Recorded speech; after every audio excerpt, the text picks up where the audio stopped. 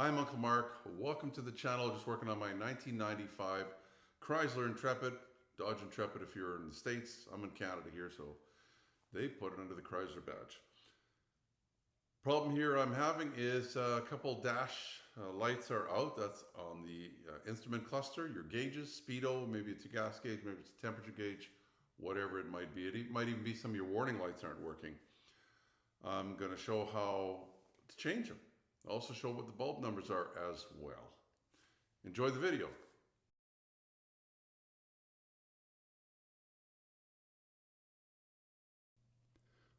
So it's fairly easy. You look at your instrument cluster, there's a couple screws actually up here, those little holes. They're just Phillips. And behind this little door, which is just unclip, there's a place in the bottom here to unclip it. It's not that easy, but you will get it off.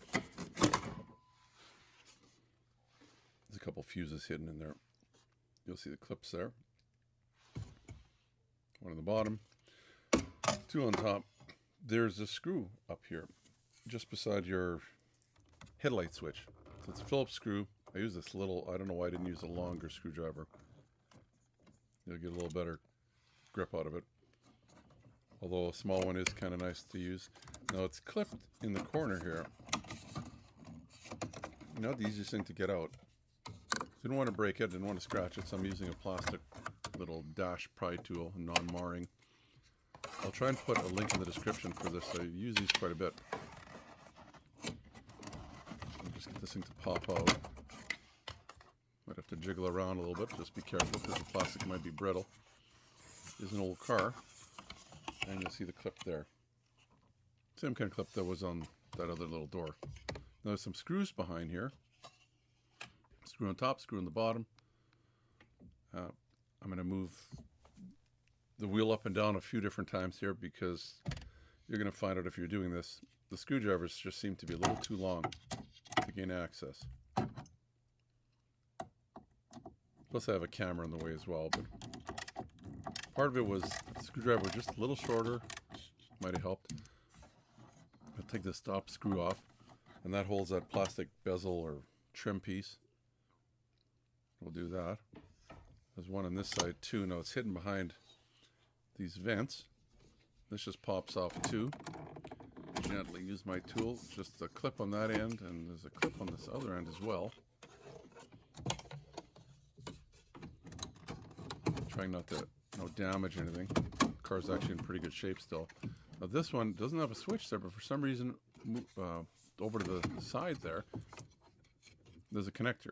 It's actually clipped in. I'd like to find out what that actually plugs into. Maybe the car has an option that would work that I don't know about if I got the switch. Now anyway, there's a screw there as well.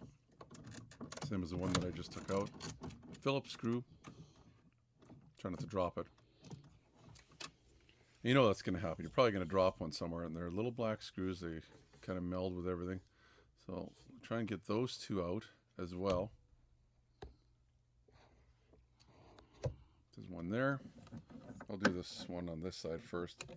Again, if the screwdriver were just a little bit longer and I could use both hands. I'm holding the camera with one hand though, so I figured, well, let's put the camera down. My thumb has some leverage against it. That screw out, so those two are out. Now, this piece is out. I'm going to have to put the tilt down a little bit if you have tilt. Sit somewhere where it won't break.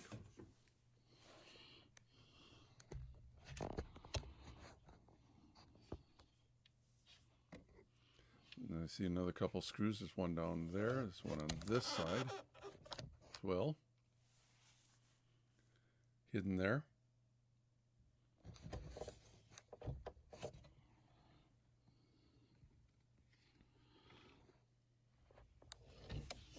And actually, I'm going to take this switch out because it's going to just make it a lot easier. Couple screws. And the reason I'm taking it out, you don't have to, but I'm just thinking it's going to give me a little more room. No, there's one more screw on the left-hand side there.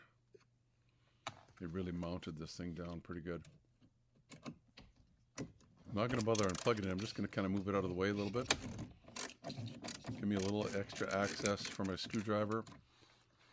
And if I drop the screw way back in there, it'll be easy to get. I'll show you here in a minute. Try and move that out of the way. Setting the cruise lever.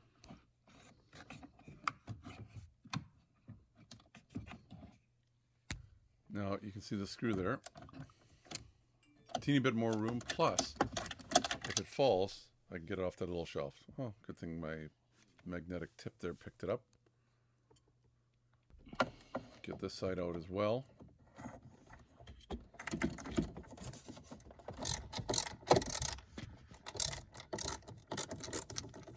It's going pretty good so far. And then there's just a clip or a tab up here. In the middle you can see it. So if I just push up on it a little bit, and then push the speedometer in, you'll feel it unlock. You'll have to hold that tab up though. Up and slowly pull the speedometer out. You'll have to wiggle the left side and the right side and the left side and the right side. It's not hooked up to anything. I'll show you. I thought, oh, there would be wires still hooked up that you'd have to disconnect, but no. No cables, no nothing. It's got a couple connectors here, and when you put the whole thing back in, it just clicks into where the connectors are. I'll show you here. It's actually a smart idea. You see them, there's one on the left, and there's one on the right. So I think we're ready to take a look at this. Now there's all the little bulbs there. They're in these little sockets. So we'll figure out which bulb is what. And you notice my tack, better remember that later, because it turned it upside down. The speedometer is starting to do that too. I think if you held it long enough, it would go the other way and it might actually get stuck there. This is make sure it's on the right side of that little finger that holds it from going the wrong way. These have little torques, and they are little. They're actually a T10. They're little, but for sure a T10. I'm just going to gently take them out. Don't have to take all of them out, just the ones. This is what they look like. They almost look like they might have a head for a socket, but they're not. Just little bitty guys. Take this one out here too. Just the ones that are on top. There's some that are further down that we don't need to take off. So get all these guys out, put them in a safe spot where they won't get lost. And there, now I have access to all the bulbs. It is possible to have access without taking that off, maybe for certain ones. And you see there's two different sizes. There's the gray ones and there's the green ones. I was trying to figure out why they are different, and I think, and these are, they're basically a 194, but they're in a socket and they're soldered in there. You cannot get them out, so you have to buy it all together. That's what it looks like. So it's a PC194, or it's a PC194 CP, or B2, I think it is. So this one was running the airbag. So I thought, oh, maybe the little green ones do. Well, that's actually the big one, right? I thought maybe the green ones do some of those weird options. But it doesn't seem to, because the one was an airbag, and that was the big bulb. The little bulb is a temperature bulb. So I'll take one of these out. They're a little bit smaller. It's again a PC161.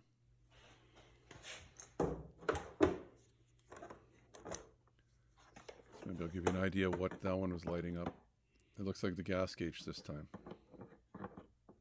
So again, I was thinking maybe they just do some of the options, but not bulbs that are on more.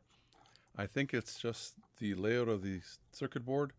They couldn't put a big bulb in certain places, so they didn't. They just put the smaller one. That's my guess on it. Because you look at some of these, I might as well take them all out. I'll show you what the little ones do.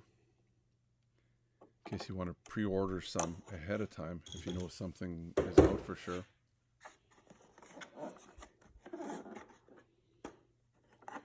It's almost like no rhyme or reason. It just depends on where it was on the circuit board. So that one is your high beams. The one on that side is a turn signal, but they don't use that kind of bulb for the other turn signal. What else we got going here? I think there was another one I took out. Oh, okay, parking brake. Yeah, isn't that something? So, like I say, I would have thought both turn signals would have those little bulbs, but they don't. Anyway, I'm going to put them all back in. Screw it all together.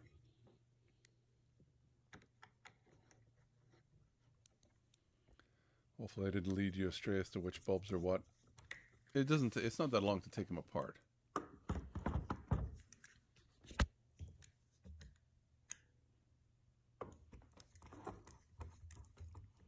And they just have to be snug. I think this is maybe more just something to protect and make the whole unit sit where it needs to sit. Make sure that's sitting the right way. All the gauges are okay. And basically on this one, it would just be you're tacking your speedometer that might go past the maximum, and then if they were hanging straight down and you turn the car on, they might try and keep going left back to 0, but on the wrong side of that pin that stops them. That should just clip in there and have little tabs or fingers where the screws go, so everything lines up nice. I found that when I put that whole unit in, I had to just lift it up a little bit. Put the screws back in.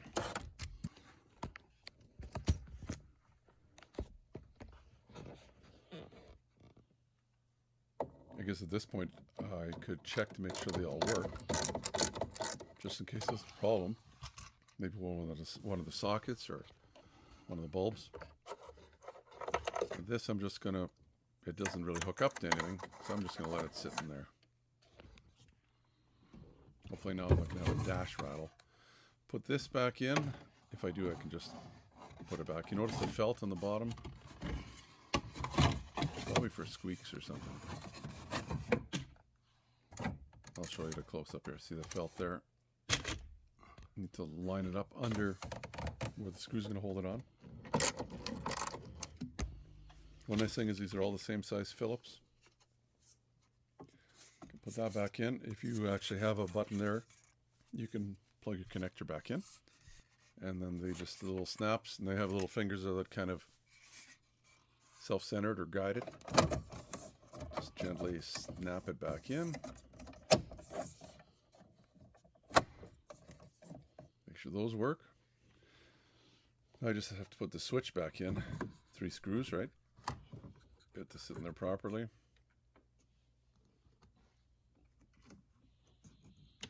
There's actually bulbs in this too. I should have shown you. I'll do another video on it later on, but I don't know if you. I think the bulbs come out, but they're some weird size. I don't even know if you can buy them. So we did those 2 on the left. We'll do this one here on the bottom. Longer screwdriver would have been nice.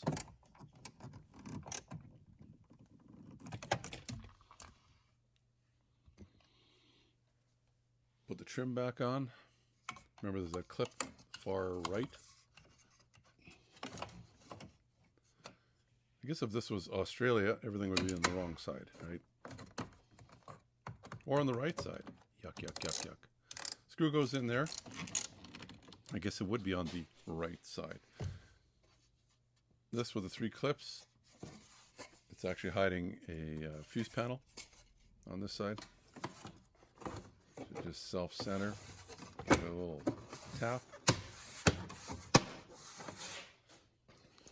We're all done.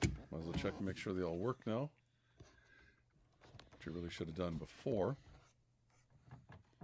Oh, getting ahead of myself. Still 2 screws on the top here. Good thing I didn't forget. They're just a teeny bit hard to get in there. They're going into some other plastic. And again, the screwdriver is a little short. But it worked. A person had two hands, it would be a lot easier. And everything lights up. It's like new. Well, that's going to do it for the video. Hopefully it helped you with your older Intrepid or other older car. The newer vehicles now, they solder the bulbs in. They're basically little micro bulbs and I guess in theory not replaceable. If you like the video, why not give me the thumbs up? You can subscribe down in the corner as well. Share the video with your friends if you'd like. Check out the playlist. There's lots of other different vehicles besides the Intrepid. What else can we tell you? Oh, if you do have an Intrepid, right here, just above the circle, I know one of these days I've got to come up with a real sound effect instead of, like a 3-year-old kid. But just above the blue circle there, the oval, you'll see a yellow flashing arrow. That's going to point you to a little card you can click on, and that'll bring you to the playlist of the Intrepid and all the things I've done to it so far. You and your family stay safe. Hopefully this has helped you save a couple bucks. Until next time, I'm Uncle Mark saying bye-bye for now. Remember to be safe. Your safety is your responsibility and should be priority number one. Also, give me the thumbs up if you like the video. Plus, please subscribe and you'll get all the notifications. It's easy. The little dog will show you how. Ring the bell. Ring the bell.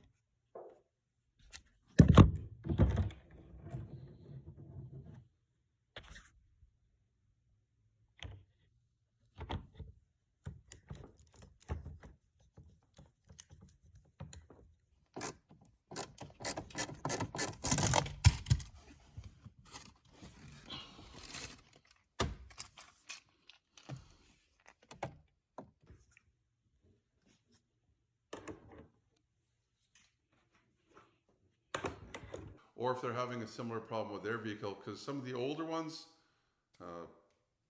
no.